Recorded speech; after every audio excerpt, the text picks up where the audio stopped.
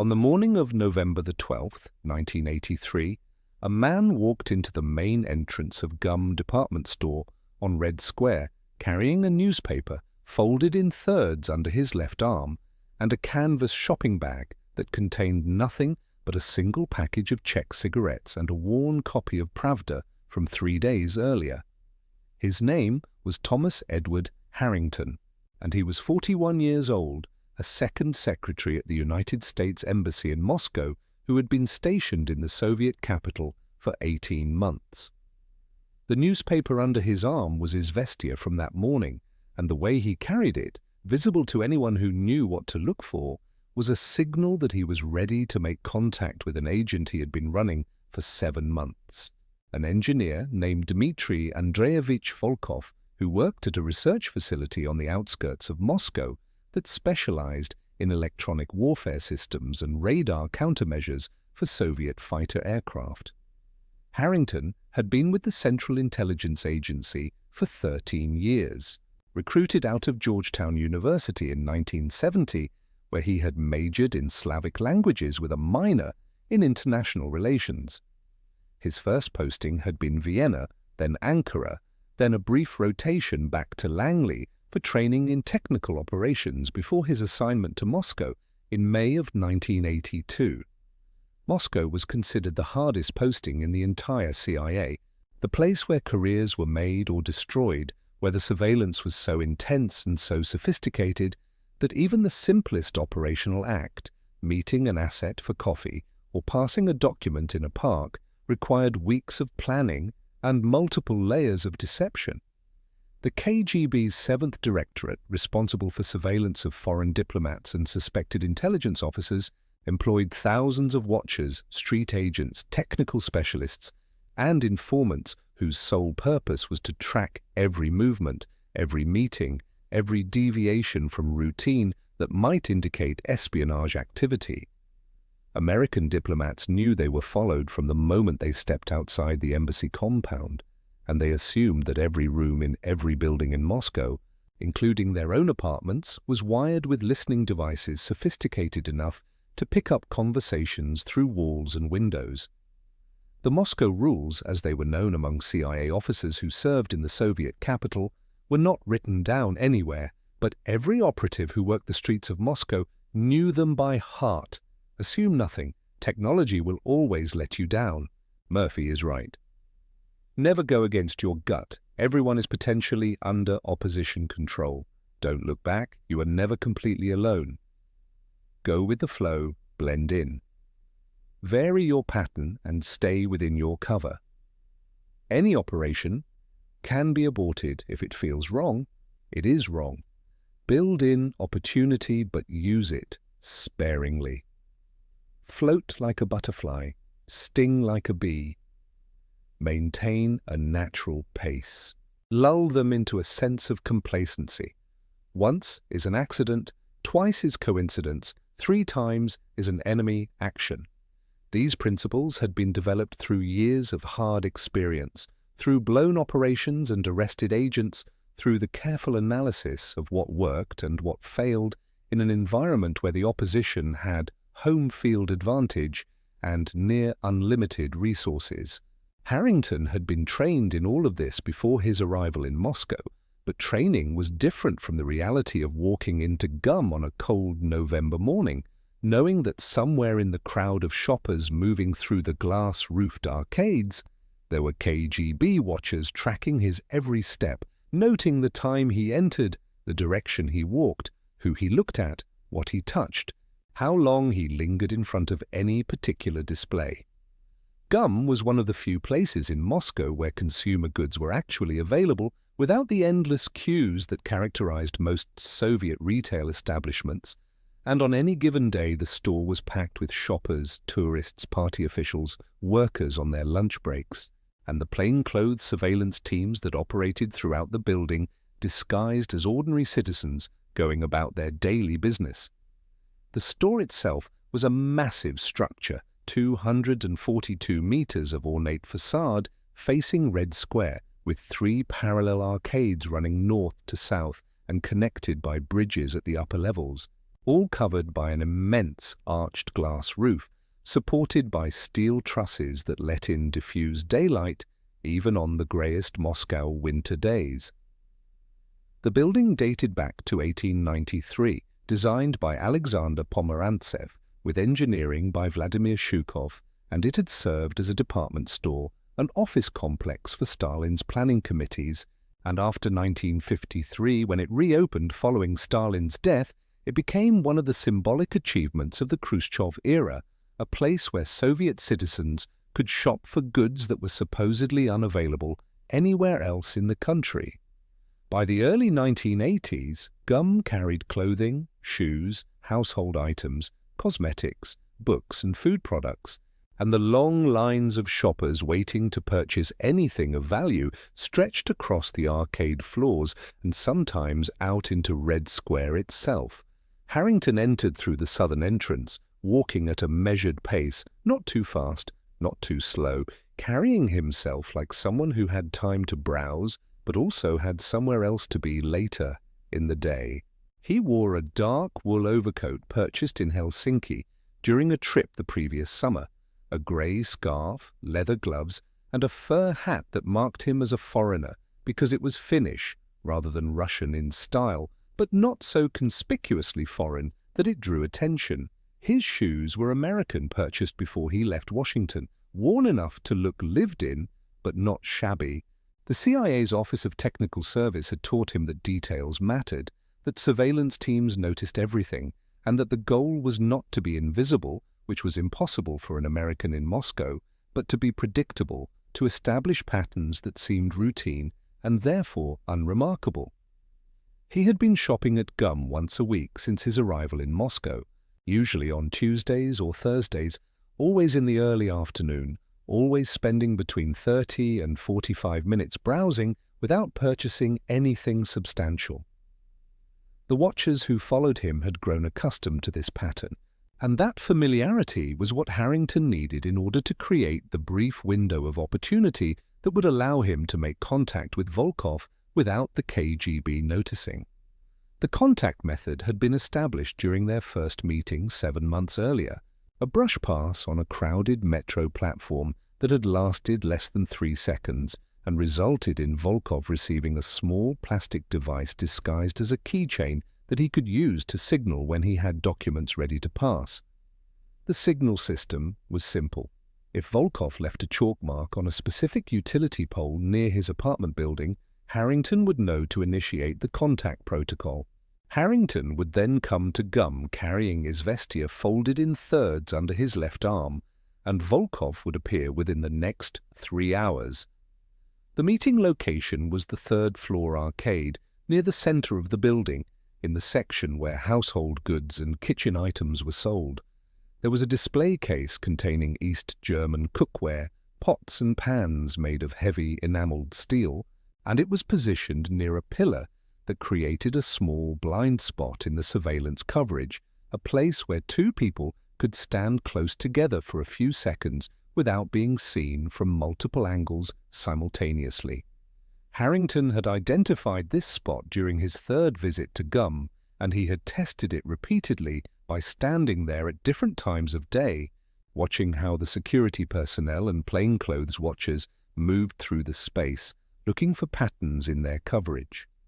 The blind spot existed because the pillar blocked the sightline from the nearest security desk, and the display case itself created a visual barrier from the opposite direction. It was not perfect, and it would only work for a few seconds, but a few seconds was all they needed. Harrington took the escalator to the 3rd floor, moving with the flow of shoppers, keeping his face neutral, his eyes forward, not looking around for Volkov, not doing anything that might signal he was meeting someone. He walked slowly down the arcade, pausing occasionally to look at items in display cases, glancing at his watch twice as if he was keeping track of time, but not in a hurry. When he reached the section with East German cookware, he stopped in front of the display case and examined the pots with what appeared to be genuine interest, leaning in slightly to read the price tags, his newspaper still folded under his left arm. 3 minutes passed. a woman with a small child walked by, then an elderly man carrying a string bag full of bread. Harrington glanced at a frying pan, moved slightly to his right to get a better view of a soup pot, and that was when Volkov appeared beside him, seemingly examining the same display. A middle-aged man in a brown overcoat with thinning hair and wire-rimmed glasses who looked like any other Soviet citizen shopping for household items during his lunch break. Neither man acknowledged the other. Volkov reached into his coat pocket, pulled out a folded handkerchief as if he needed to wipe his nose, and in the movement transferred a small envelope to the space behind the display case where Harrington's hand was already positioned, palm up, fingers slightly cupped. The envelope, no larger than a business card, disappeared into Harrington's coat pocket. The entire exchange took less than 4 seconds. Volkov moved away, walking in the direction he had come from, and Harrington remained at the display case for another minute before moving on to look at glassware in the next section. His heart was beating faster than normal, but his breathing remained steady, controlled through years of training and practice. The envelope in his pocket contained 2 sheets of paper photographed on 35mm film and reduced to the size of postage stamps, images that Volkov had taken 3 days earlier of technical specifications for a new Soviet jamming system designed to counter American AWACS radar planes. The information was classified at the highest levels, and its compromise represented a significant intelligence coup for the United States and a catastrophic security breach for the Soviet Union. What Harrington did not know was that Dmitry Andreevich Volkov had been arrested 6 weeks earlier. The arrest had taken place on the evening of October 2nd, 1983, when Volkov had returned home from work to find 3 KGB officers waiting in his apartment, men who identified themselves as members of the 2nd Chief Directorate's counterintelligence section and informed him that he was being detained for questioning regarding activities incompatible with Soviet citizenship. They had been polite, professional, and absolutely certain of what they were doing, which told Volkov immediately that his operational security had failed somewhere along the chain of communication he maintained with his American handler. He was taken to Lubyanka, the KGB headquarters on Dzerzhinsky Square, and placed in an interrogation room on the 3rd floor, where he was questioned for 11 hours by a colonel whose name he never learned, but whose patience seemed limitless. The interrogation focused on his work, his access to classified materials, his financial situation, his family background, his education, his travel history, and gradually, methodically, inevitably, on his contacts with foreign nationals.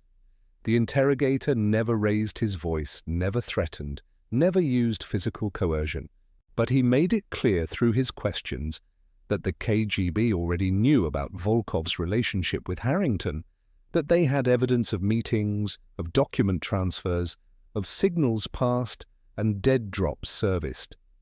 What they wanted from Volkov was not a confession, which would have been redundant, but cooperation. They wanted him to continue his relationship with Harrington under KGB control, to feed the Americans a mixture of genuine and fabricated intelligence, to identify other CIA officers and agents operating in Moscow, and to help the KGB understand the full scope of American intelligence collection efforts against Soviet military research programs. Volkov had been given 24 hours to consider his situation, and during that time he was held in a cell at Lefortovo prison on the eastern edge of Moscow, a facility that specialized in holding prisoners under investigation by the KGB. The cell was small, cold, lit by a single bulb that remained on continuously, and furnished with a metal cot, a bucket for waste, and nothing else. A guard brought him bread and weak tea twice during the 24-hour period, and when the interrogation resumed the following evening, Volkov agreed to cooperate. His reasons were complex and had less to do with fear of punishment, though that was certainly a factor, than with the certainty that his arrest meant his family would suffer if he refused. His wife, Irina, taught mathematics at a secondary school in Moscow. His daughter, Svetlana, was 19 and studying engineering at Moscow State University. His son, Pavel, was 16 and hoping to attend university in 2 years. If Volkov refused to cooperate, all three would be marked, investigated, possibly arrested themselves, certainly barred from their professions and from any prospect of a normal life within Soviet society.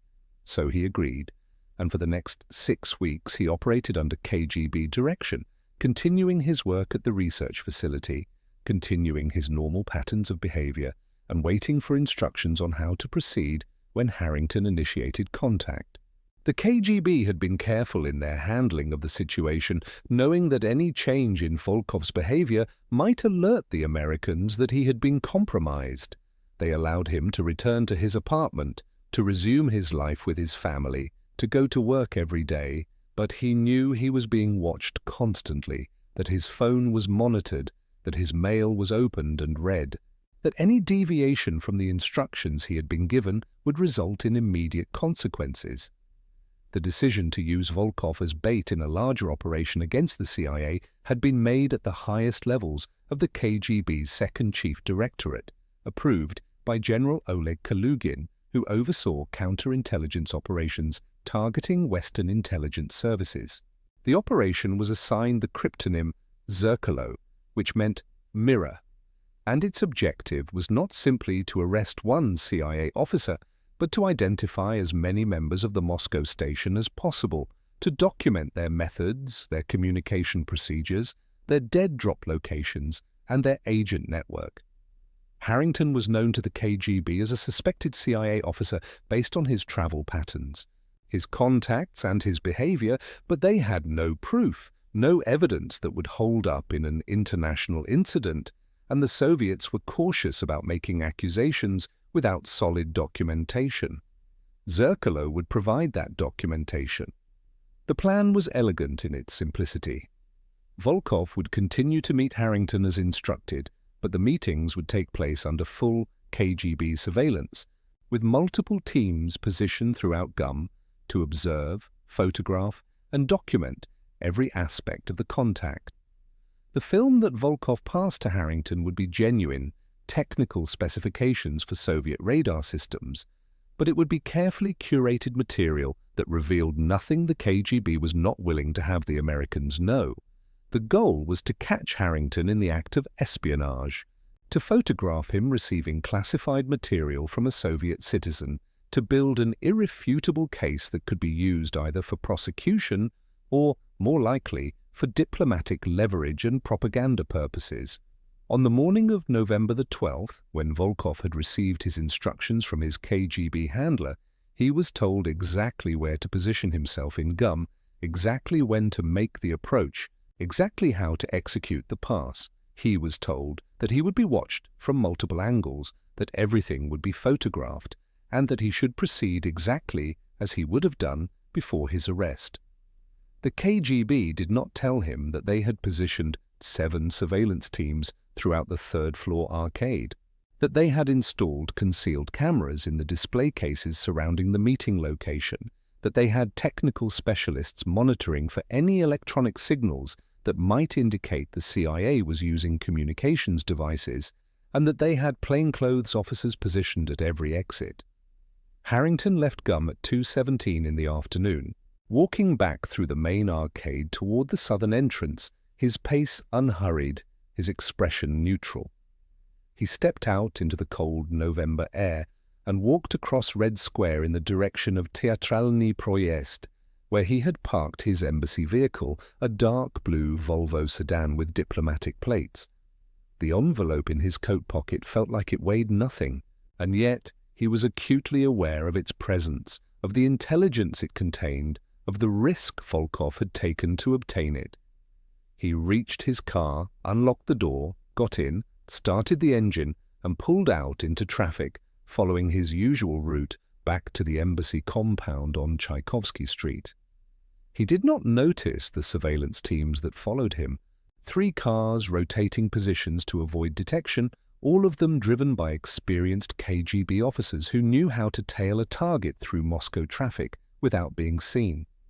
He did not know that back at GUM, technicians were already developing the film from the concealed cameras, that analysts were reviewing the footage frame by frame, identifying angles, timing, physical evidence of the pass.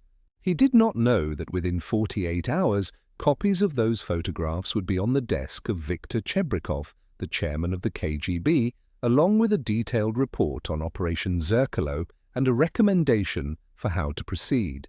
The decision on what to do with the evidence was made over the course of several meetings held in secure conference rooms at Lubyanka during the week following the GUM incident. The options were clear. The KGB could arrest Harrington, charge him with espionage, put him on trial, and use the conviction for propaganda purposes, demonstrating to the world that the Americans were running active intelligence operations against the Soviet Union in violation of diplomatic protocols.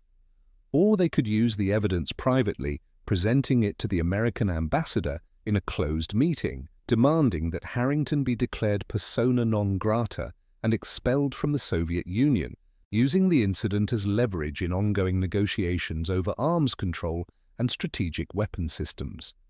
Or they could continue the operation, allowing Harrington to believe he was still running Volkov successfully, feeding him controlled information, and using the relationship to map out the rest of the CIA's Moscow network. The decision that came back was expulsion.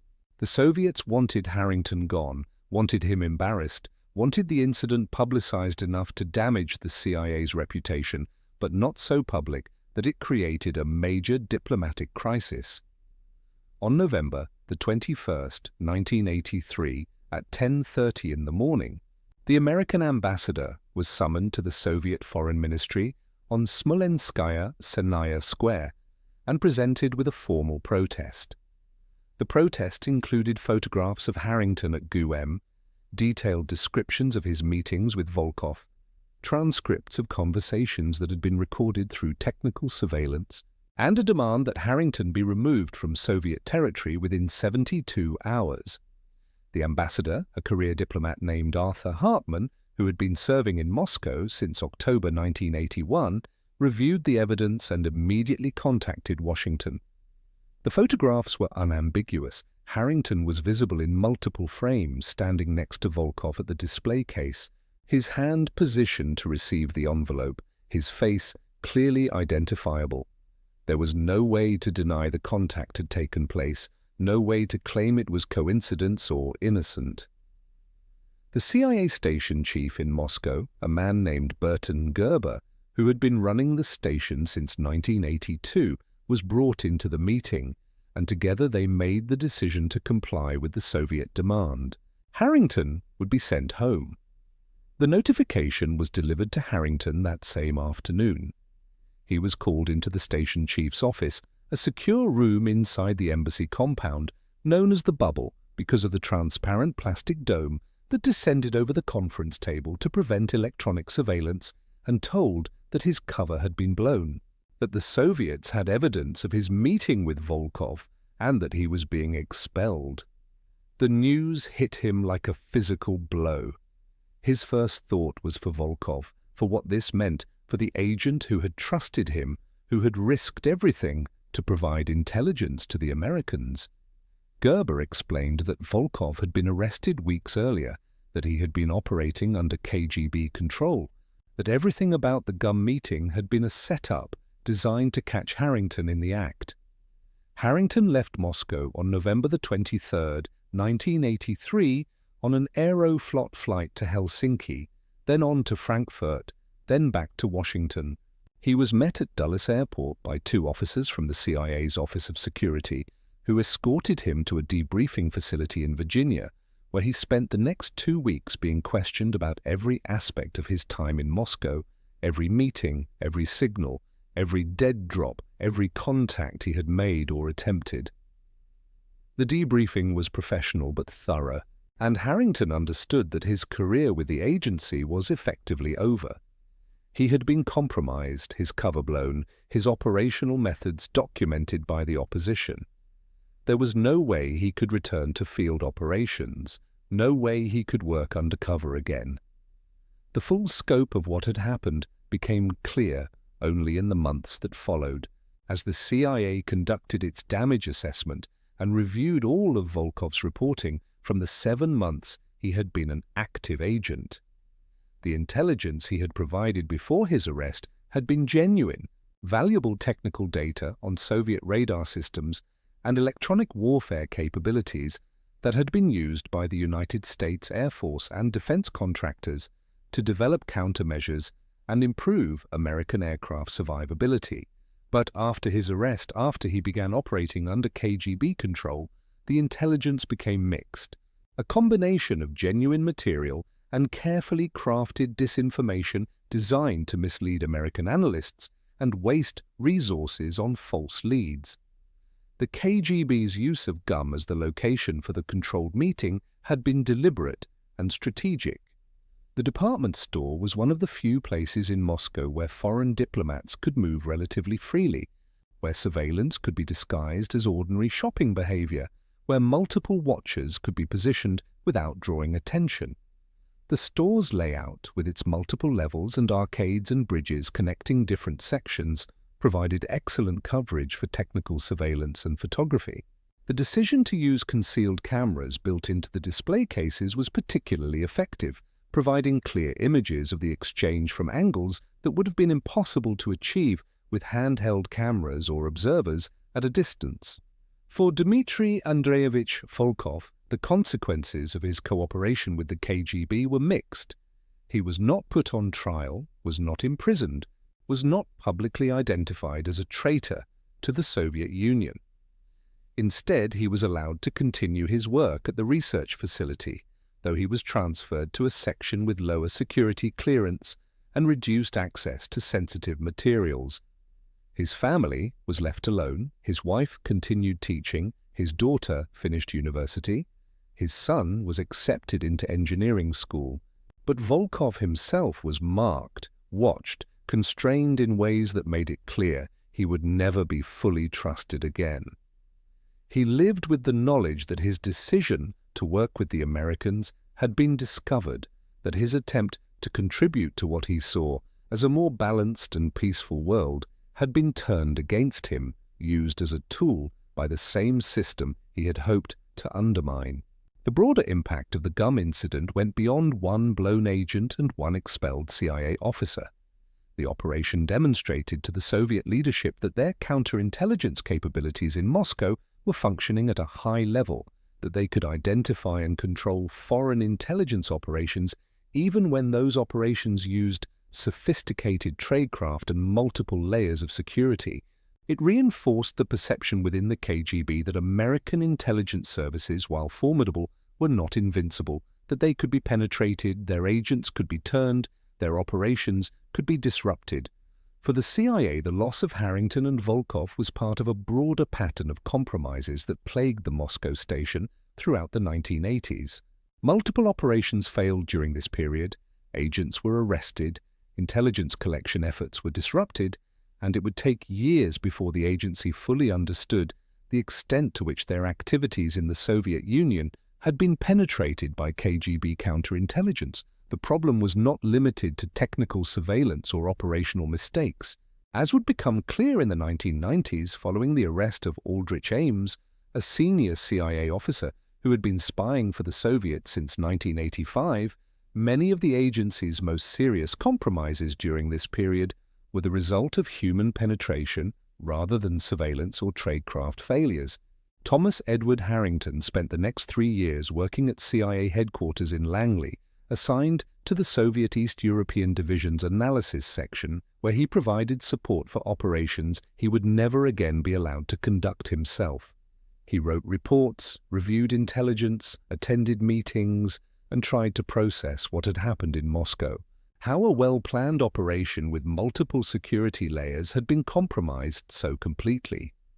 In 1986, he submitted his resignation from the agency, stating in his letter that he no longer felt he could contribute effectively to the mission and that it was time for him to move on to other work. His resignation was accepted without ceremony, and he left the building on a Tuesday afternoon in March with a cardboard box containing personal items and a sense that the most significant chapter of his life had closed in failure. He found work as a consultant for defense contractors, providing analysis on Soviet military capabilities and advising on technical programs related to electronic warfare and radar systems. The work paid well but felt hollow, disconnected from the sense of purpose that had motivated him during his years with the CIA.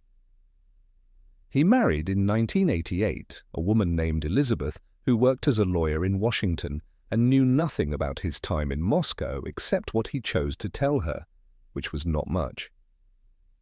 They had 2 children, a son and a daughter, and they lived in a house in suburban Virginia that was comfortable and unremarkable and bore no resemblance to the life he had imagined for himself when he was 22 years old and being recruited by the agency. Dmitry Andreevich Volkov continued working at the research facility until his retirement in 1994, 3 years after the collapse of the Soviet Union and the dissolution of the KGB. He never spoke publicly about his work with the Americans, never wrote a memoir, never gave an interview to journalists who were documenting the history of Cold War espionage. His daughter, Svetlana, became an engineer and worked for a telecommunications company in Moscow. His son, Pavel, studied computer science and emigrated to the United States in the late 1990s, settling in California, where he found work with a technology startup. Volkov himself lived quietly with his wife in a small apartment in a residential district on the outskirts of Moscow, receiving a modest pension from the Russian government and spending his days reading, walking, and trying to make sense of a world that had changed so completely from the one he had known during the Cold War.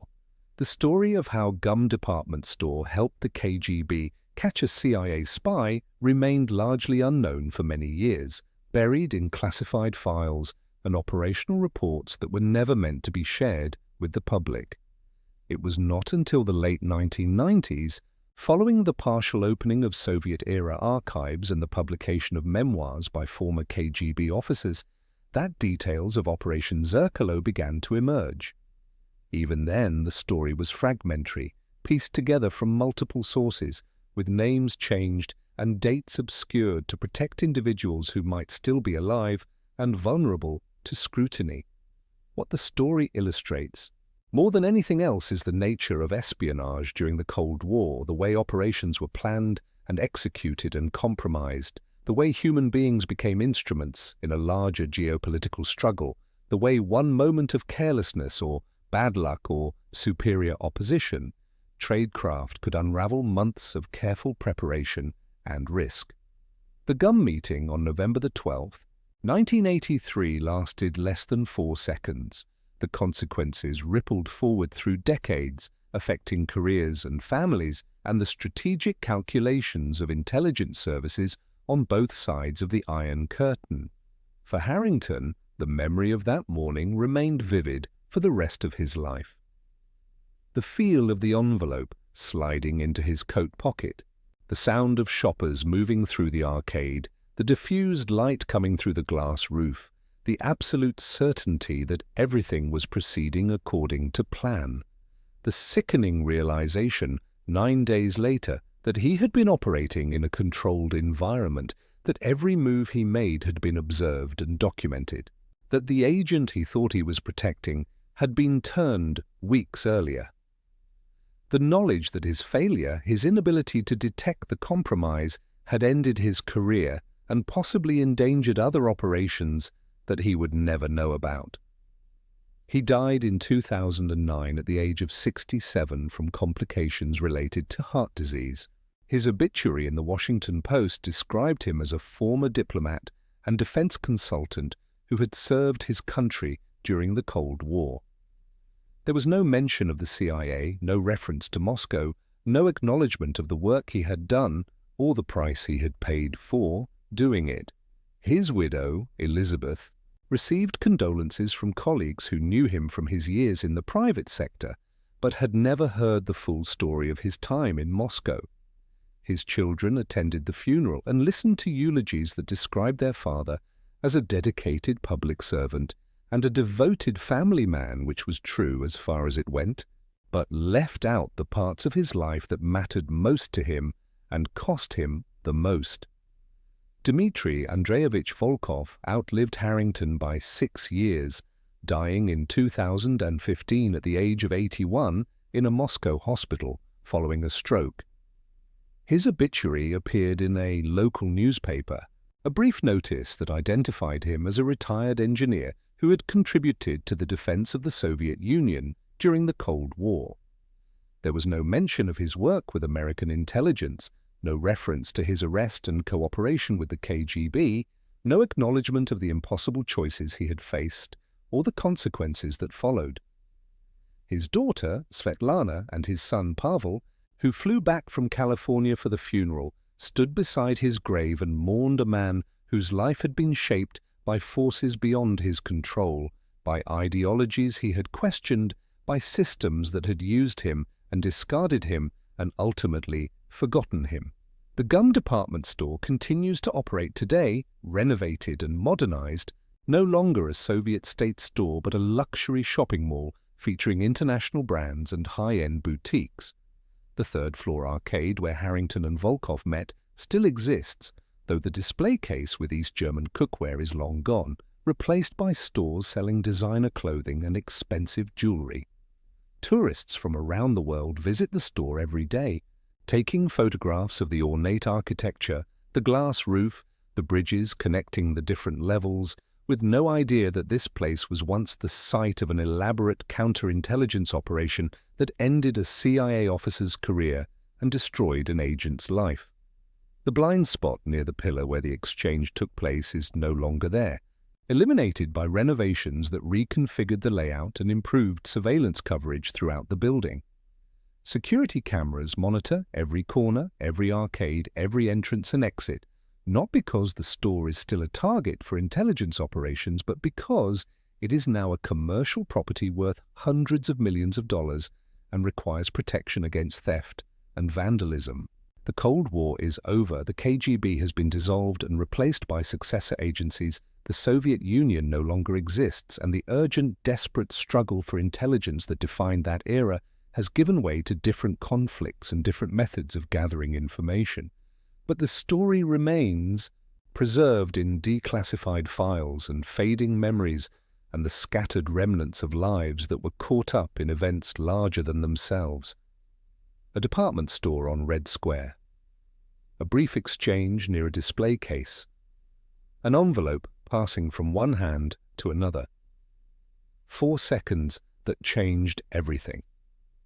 The invisible war fought in the shadows and the mundane spaces of daily life, where ordinary buildings became battlegrounds and ordinary people became casualties of a conflict they barely understood. This is how espionage actually worked during the Cold War, not through dramatic shootouts or car chases, but through patience and planning and the exploitation of human vulnerability, through the careful construction of trust and the devastating consequences of betrayal, through moments of contact that lasted seconds but echoed through decades.